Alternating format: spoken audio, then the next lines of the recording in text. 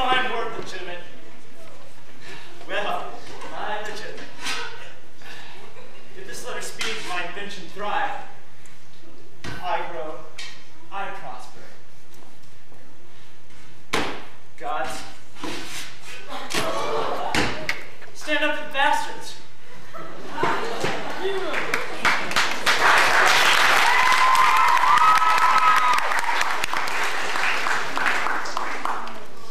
Give me the map there. Notice we have divided in three, our fair kingdom. And it is our best intent to shake all cares and business from our age, conferring them on younger strengths, while we unburthened crawl towards death.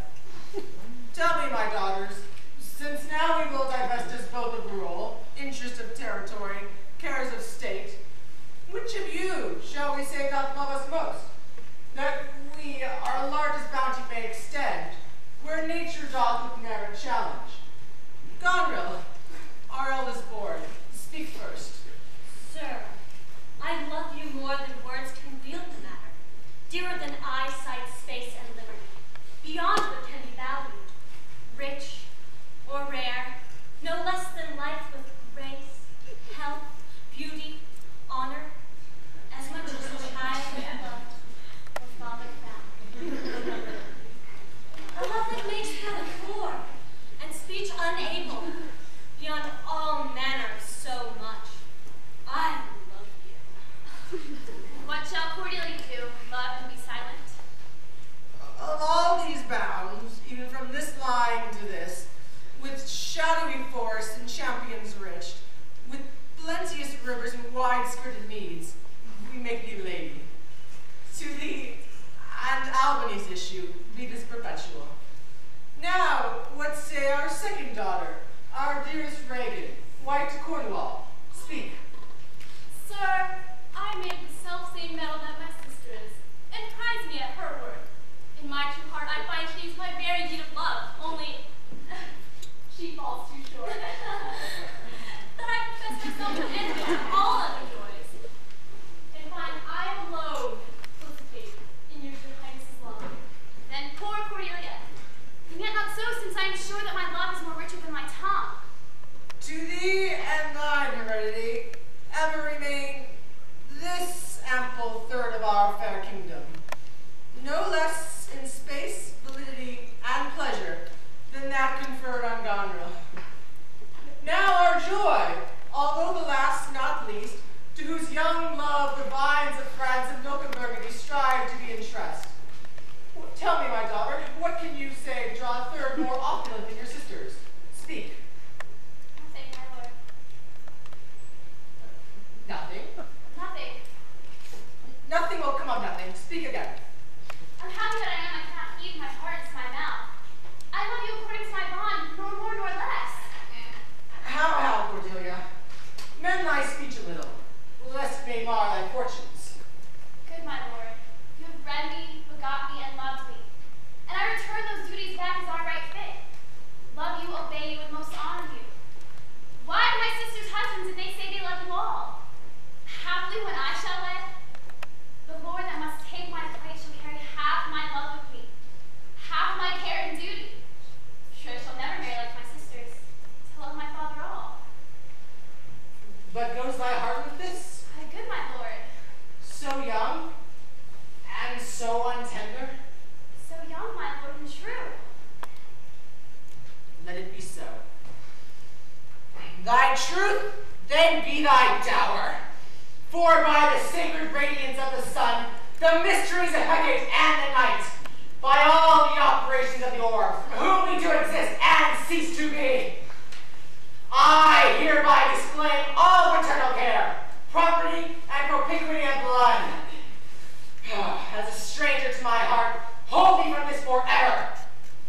The barbarous Scythian, or he that messes his generation to gorge his appetite, shall to my bosom be as well pitied, neighbored, and relieved, as thou, my sometime daughter. Good, my lady. Peace! Come not between the dragon and his wrath. Oh, I loved her most.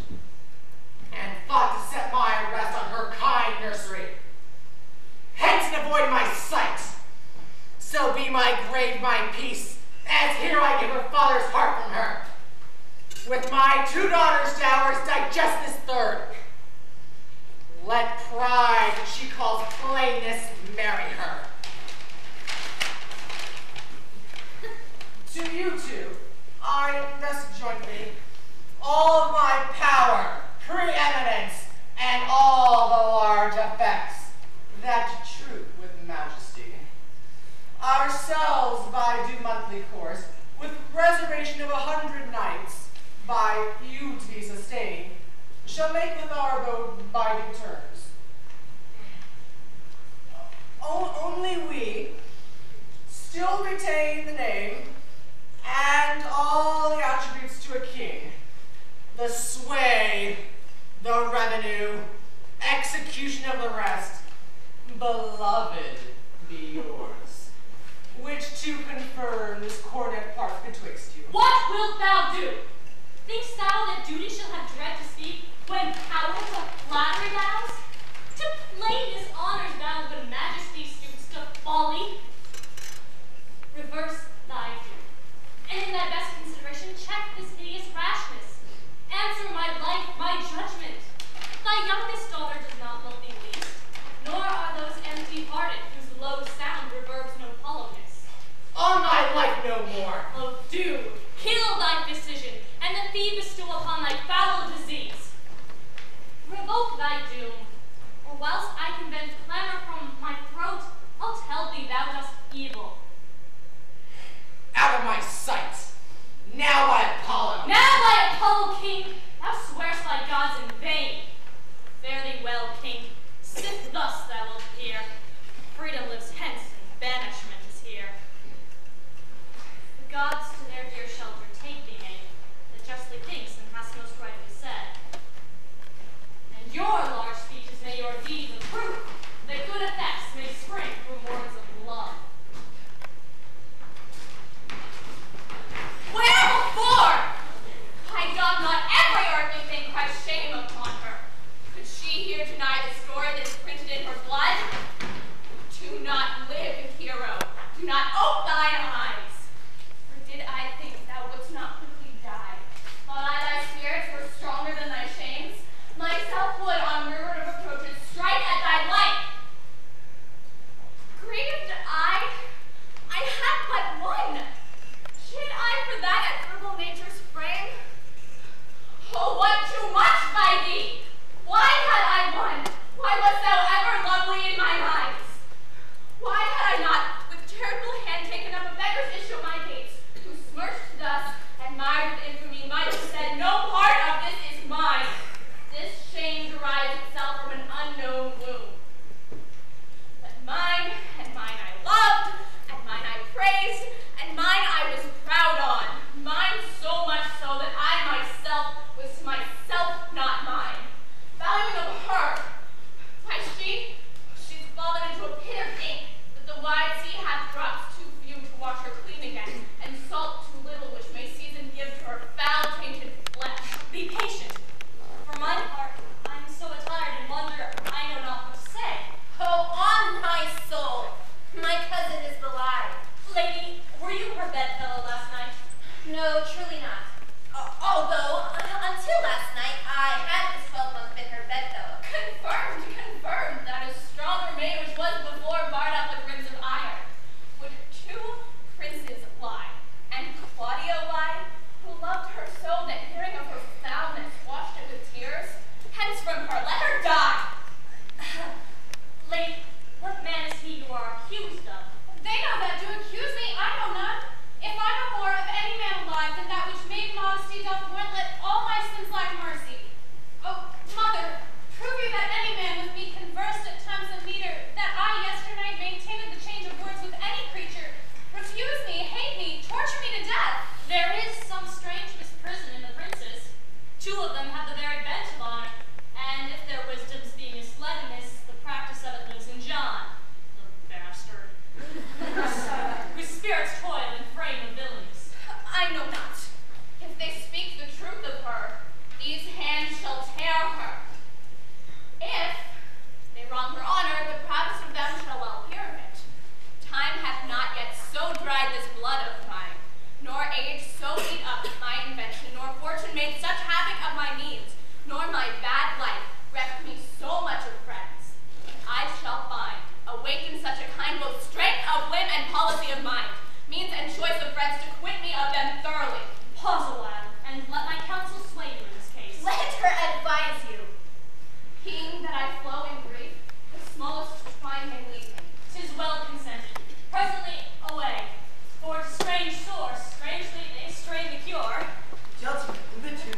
farther, for I firmly am resolved, you know, that is not bestow my youngest daughter before I have a husband for the elder. I pray you, sir, for your will may stale me amongst those mates. Let that not displease you, good young, for I love you nevertheless, hunger. A pretty peep. Best put finger in the eye, and she knew why. Sister, content you my discontent. Sir, to your pleasure, humbly I subscribe. My books and instruments shall be my company, and them to practice by myself. I am resolved, young, so farewell. Good sister, wrong me not, nor wrong yourself to make a bondmaid and a slave to me, that I disdain, but for these other gods, unbind my hands. I'll pull them off myself, yea, all my raiment to my petticoat, or what you will command me will I do. So well I know my duties to my elders. Of all thy suitors, here I charge thee. Tell who thou lovest best. See thou dissemble not. Believe me, sister, of all the men alive, I never yet beheld that special face which I could fancy more than any other. Minion, thou liest. Is not Hortensia? You affect him, sister. Here, I swear I'll feed you myself, but you shall have him. Oh, then belike you fancy riches more. Who have Gremio to keep you fair? Is it for him you do envy me so? Nay, then you jest, and now I will perceive you have jest with me all this while. If that be jest, all the rest is so. How now, dame, what force is insolence? Young, stand aside. Poor girl, she weeps. Apply thy needle, let her not be her. For shame, thou held her with devilish spirit. Why dost thou wrong her that did ne'er wrong thee? When did she cross thee with a bitter word? Her silence flouts me, and I'll be revenged. What, in my sight, beyond the... What, will you not suffer me? Nay, now I say she is your treasure. She must have a husband. I must dance barefoot on her wedding day, and for your love to her, leave apes in hell. Talk not to me. I must go sit and weep till I can find occasion for revenge. Is every gentleman thus grieved as I? Ah, my handprints. My tender veins. My unborn love. No pain speaks.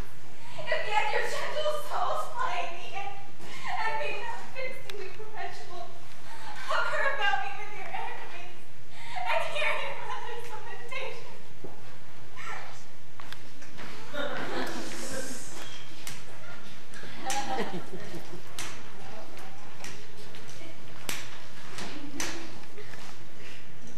Who would assess my expedition? Oh, she that might have intercepted thee by strangling thee in her accursed womb from all the slaughters, wretch, that thou hast done.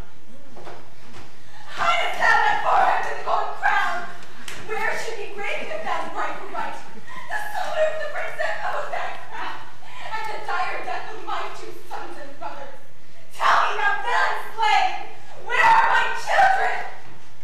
Thou toad, thou toad, art thou my son? I thank God, my father, and yourself. Then patiently hear my impatience. Madam, I have a touch of your condition, which cannot brook the accent of reproof. Oh, let me speak. Do then, but I'll not hear. I will be mild and gentle in my speech. And grief, good mother, for I am in haste. Art thou so hasty? I have stayed for thee, God knows, in anguish, pain, and agony. And came I not to bless and comfort you? No! By the holy rood, thou knowest it well. Thou camest on earth to make the earth my hell. A grievous burthen was thy birth to me. Tetchy and wayward was thy infancy. Thy school days frightful, desperate, wild, and furious. Thy prime of manhood, daring, bold, and venturous. Thy age confirmed, proud, subdued, bloody, treacherous, more mild yet more harmful, kind and patient. What comfortable hour canst thou name that ever graced me in thy company? I shall speak. You speak too bitterly. Hear me a word, for I shall never speak to thee again. So, Either thou wilt die by God's just ordinance, ere from this war turn thou a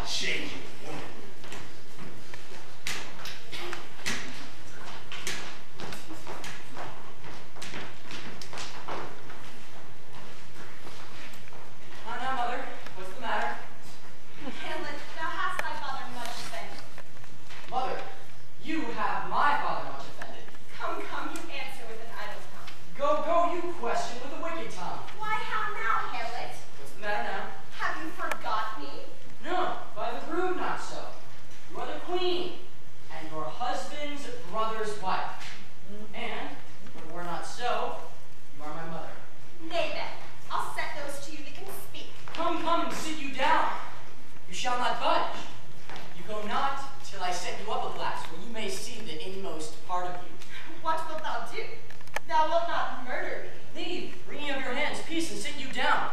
Let me wring your heart, for so I shall but be made of penetrable stuff. If damned custom have not brassed it so that it is proof and bulwark against sense.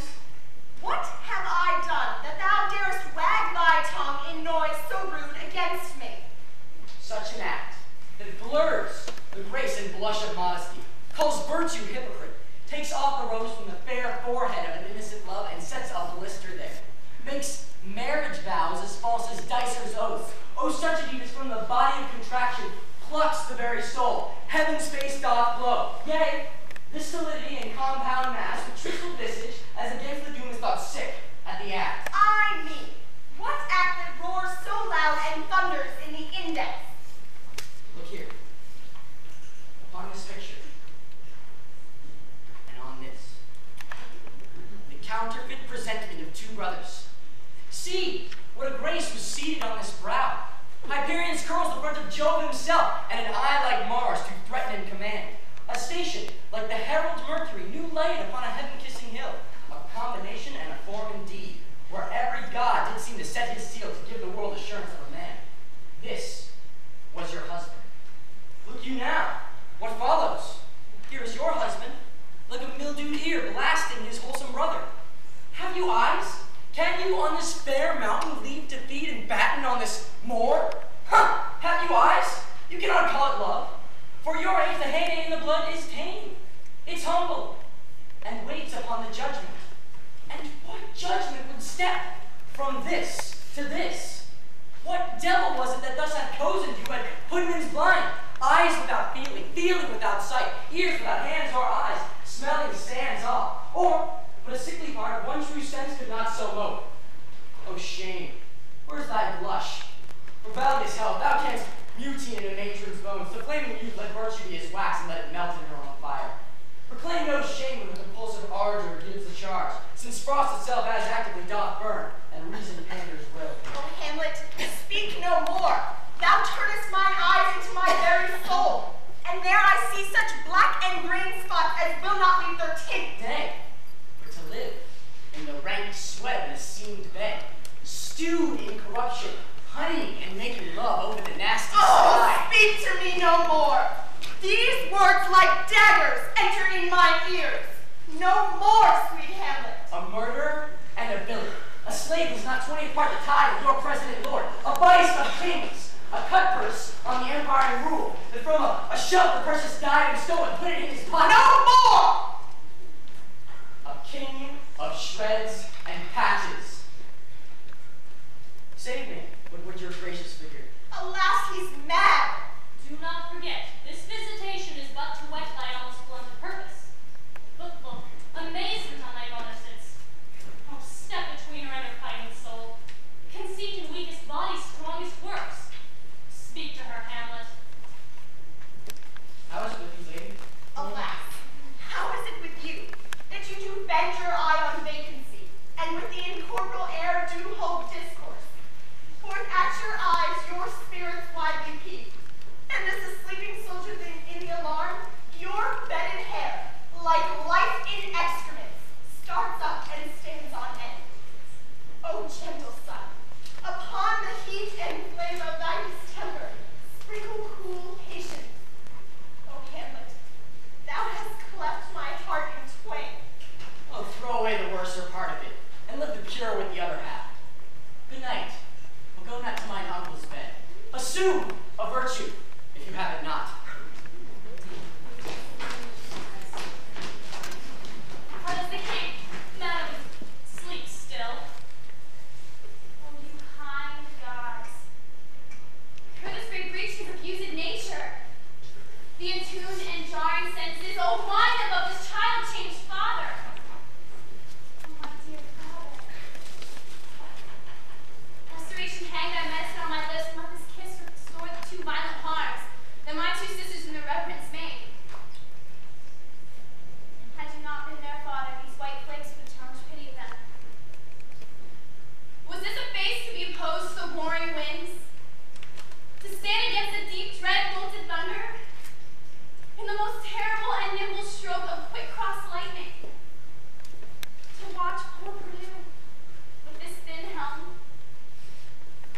enemy's dog, though he had bit me, should have stood against me that night against my fire. And wast thou fain, poor father, to hawk thee with swine and rogues forlorn? In short, you must be straw. Alack, alack, 'tis wonder that your life and wits had not concluded all. How does your royal lord? How fares your majesty? You do me wrong to take me out of the grave. Thou art a soul in bliss, but I am bound upon a wheel of fire, that my own tears do scald like molten lead. Sir, do you know me? Where have I been? Where am I? Fair daylight? Oh, I am mightily abused.